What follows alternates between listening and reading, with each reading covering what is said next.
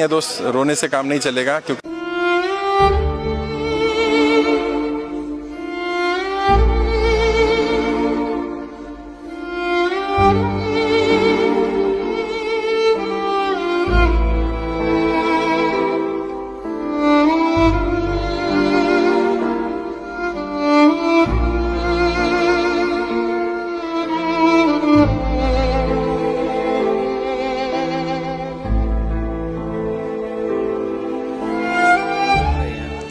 नहीं, मैं सरकार के खिलाफ कोई मुद्दा नहीं उठा रहा। मेरी तो सिर्फ एक मांग है कि जो लोग भी नोटबंदी, जीएसटी या लॉकडाउन के कारण कर्जे की दलदल में फंसे, उनको कर्जे से बाहर निकाला जाए।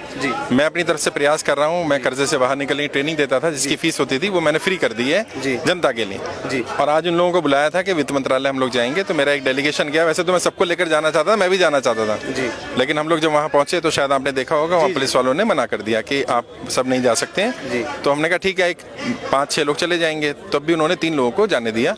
तो हमने लगभग 77-78 हज़ार लोगों का डाटा भेज दिया है भारत सरकार को। और मेरा टारगेट ये है कि कम से कम 1 करोड़ लोग ऐसे हैं जो कर्जे की दलदल में फंसे, उनको बाहर निकाला जाए। ट्रेनिंग भी दे रहा हूँ और सरकार से मांग कर रहा हूँ कि उनका कर्जा माफ़ी की जाए जितना जल्दी हो सके। बस ये प्रयास है मेरा तो। और आप जैसे हम देख रहे थे कि आप हज़ारों लोगों से डेली मिलते हैं, तो लोगों की क्या हालत हो चुकी है कर्जे के कारण? रोना आता है मुझे भी कई बार।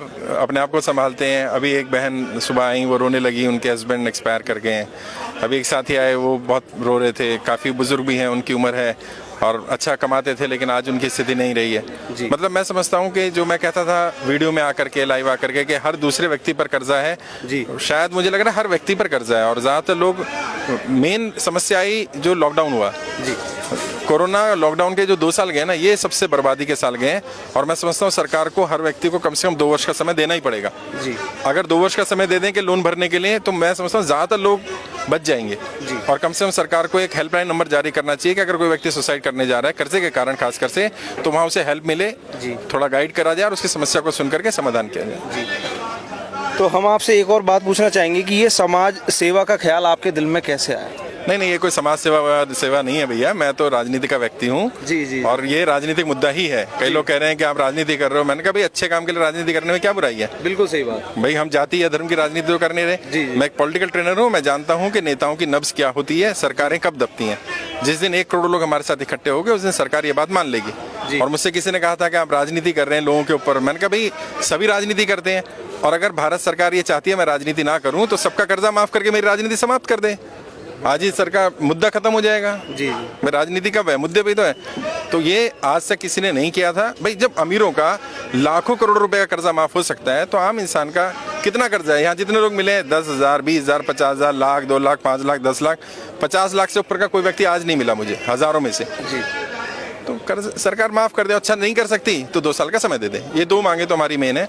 और कई लोग जो एप्लीकेशंस के चक्कर में फंस गए हैं, जहाँ पर उन्हें अनाप शनाप लोन इंटरेस्ट दिया जा रहा है, कुछ प्राइवेट फाइनेंसर्स अनाप शनाप तरीके से लोन दे रहे हैं, उनको बंद किया जाना चाहिए।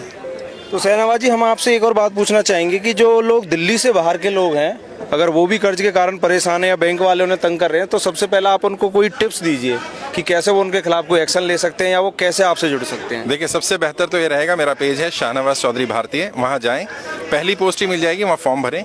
फॉर्म भरने के बाद उनको एक ट्रेनिंग दी जाएगी फ्री ऑफ कॉस्ट, कर्जे से बाहर निकलनी। वो ट्रेनिंग अटेंड कर लें। उसके बाद जब जरूरत होगी तब बुलाया जाएगा। अभी भी कई लोग कह रहे थे हम आ रहे हैं, हमने मना कर दिया। मैंने नहीं, क्योंकि मुझे मालूम था वित्त मंत्रालय के बाहर या उस एरिया में धारा 144 लगी रहती है, वो लोग नहीं जाने देंगे। फिर भी मुझे था कि 100-50 लोग आ जाएंगे, लेकिन वहाँ तो हज़ारों लोग पहुँच गए। तो सरकार डरी हुई तो है, लेकिन हम सरकार के खिलाफ नहीं है। मैं आपके चैनल के माध्यम से आपके व्यूअर्स को भी और सबको ये बोलना चाहता हूँ, हम किसी के खिलाफ नहीं है।